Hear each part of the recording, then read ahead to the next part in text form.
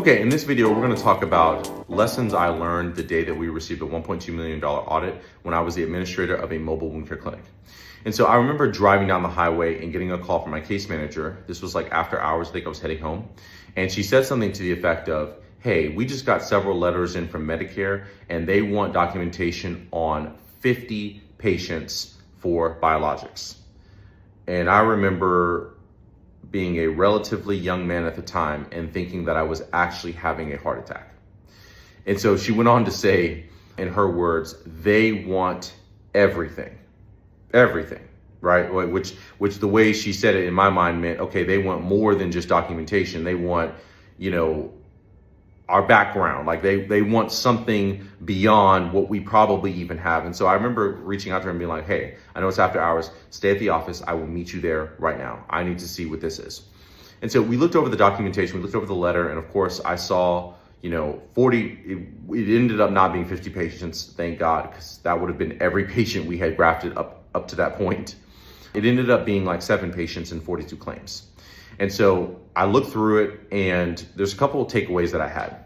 So the first thing is I noticed that they only looked at biologics, right? And so many people will tell you that like, oh, well, every wound care claim, every claim you submit to Medicare is the same and they're looking at all your claims and this and that. And the reality is they are not. They are looking at the highest billed claims that you submit to them, which is not a crazy thought, but it's an obvious reality when you've actually been through an audit.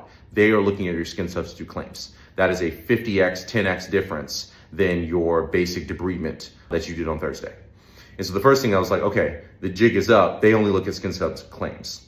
And I remember like even a couple months before this, they had cracked like a $9 billion fraud that had happened nationwide. And so there was kind of this theme of like, they just cracked something insane in wound care. It was like the first really big case for wound care fraud. And I remember thinking to myself, they're gonna start coming after wound care finally, like really coming after wound care. And they did. And so a month after that, or maybe it was 1 or 2 months after that, no more than that, is when we got that audit. And so first thing I noticed is, okay, they're only looking at skin subs.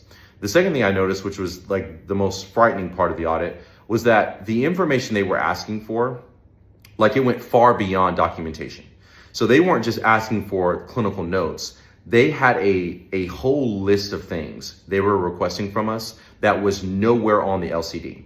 Just to give you an example, they were asking for our providers' licenses. They were asking for any certifications. They were asking for, medical directors, supervising physicians, any background that they had. They were asking for how much product inventory we had in the office, which was none. But it just got me thinking like, what in the world is going on? Like, are we in trouble? I'm thinking to myself, like this feels like an investigation.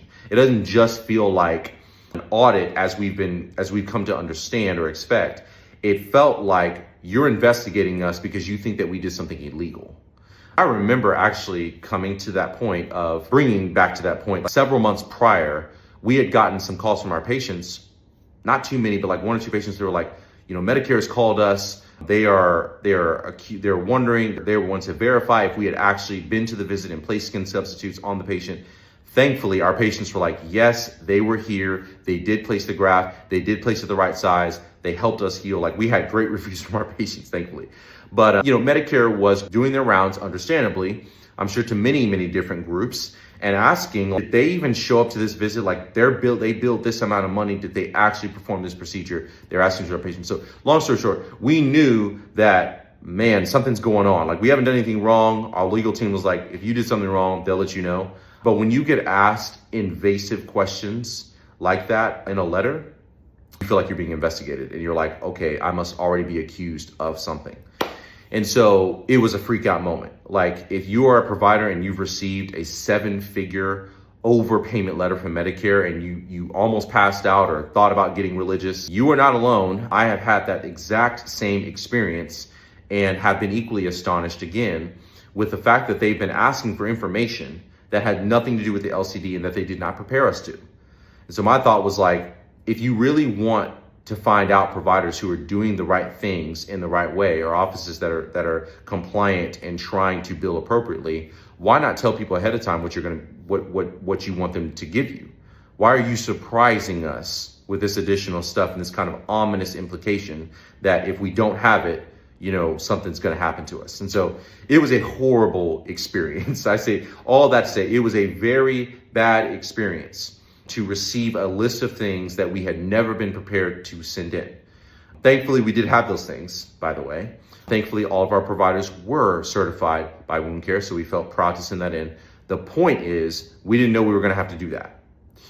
So the final conclusion or the final lesson that I learned, the day that I received a $1.2 million audit, is that the most important process in all of our company was not marketing.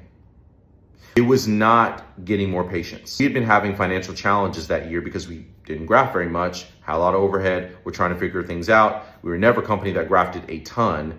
And so I was in the process on the business side of figuring out, okay, what other service lines do we need to incorporate? What other things do we need to do to beef up our basic visits and offer other services that we can bill for? Because we don't graft that much. So my mindset was the most important thing we can do is figure out a way to make more money. And in a way it was.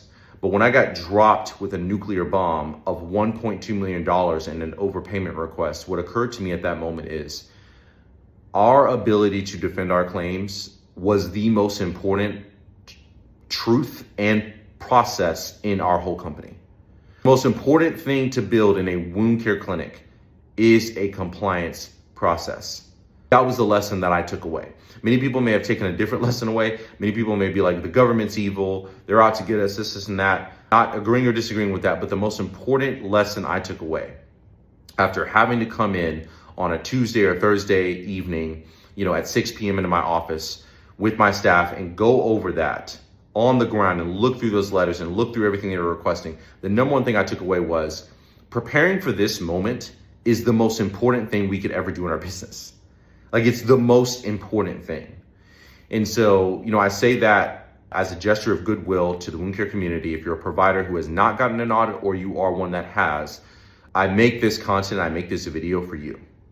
So you're not alone. Other people got the same thing. They also freaked out. They also felt attacked. It's a real thing. And secondly, that preparing for that is the most important thing you can ever invest in. I'm very pro provider, very pro wound care provider. I know it's very difficult out there, but I also know that there's a lot of success to be had in this environment.